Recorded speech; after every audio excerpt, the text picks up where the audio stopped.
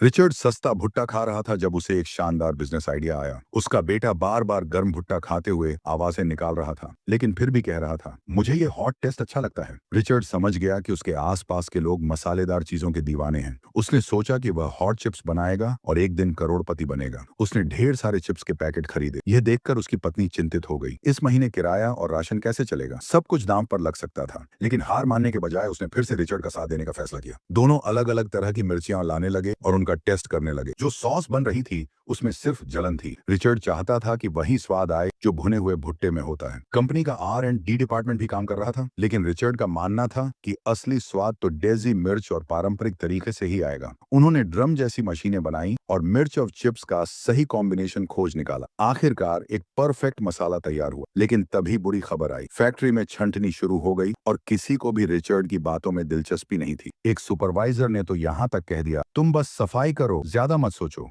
लेकिन रिचर्ड ने हिम्मत नहीं हारी। उसने सीधे कंपनी के CEO को फोन किया, जो उस समय इटली में थे। उसने खुद को क्लीनिंग टेक्नीशियन बताकर किसी तरह बात कर ली। रिचर्ड और उसकी पत्नी ने मिलकर एक सैंपल तैयार किया और CEO को भेज दिया। कुछ दिन बाद CEO खुद फैक्ट्री पहुंच गए। अफसर हैरान रह गए, किसने बुलाया इन्हें? जब पता चला कि रिचर्ड ने सीधे बात की है तो सबके सामने उसे डांट पड़ी। लोगों ने कहा, अगर CEO को आइडिया पसंद नहीं आया तो फैक्ट्री बंद भी हो सकती है। रिचर्ड की हिम्मत डगमगा गई। घर जाकर जब उसने सब कुछ बताया तो उसकी पत्नी ने उसे आईने के सामने खड़ा किया और कहा, मैं अब भी तुम्हारे साथ हूँ क्योंकि मुझे तुम पर भरोसा है। खुद को कम मत समझो। उसने रिचर्ड को बिजनेस सिखाया, एक अच्छा भाषण लिखवाया और समझाया कि CEO के सामने कैसे बर्ताव करना है। लेकिन जब CEO फिर आए, जब किसी ने उससे पूछा तो रिचर्ड ने ठान लिया कि अब वह दिल से ही अपनी बात कहेगा। मार्केट शेयर क्या है तो उसे नहीं पता था, लेकिन उसने अपने तरीके से समझाया। CEO को उसकी ईमानदारी पसंद आई। उन्होंने तुरंत उस प्रोडक्ट में निवेश करने का फैसला कर लिया। फ्लेमिन हॉट चिप्स बनने लगे। शुरुआत में कोई खरीदार नहीं था, पैकेट शेल्फ पर धूल खा रहे थे। रिचर्ड उदास था। तभी उसके बेटे ने कहा, लोगों को पता ही नहीं ये है क्या, हमें खुद प्रमोट करना पड़ेगा। रिचर्ड ने अपने पुराने दोस्तों को बुलाया